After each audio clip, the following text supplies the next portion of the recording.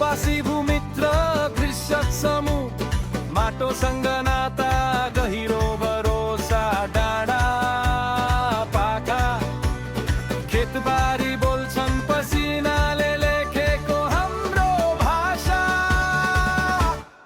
एकता हाम्रो शक्ति हो खेतीमै भविष्य यही हाम्रो गति हो हाते मालो मन मिलाएर आफ्नै गाउँ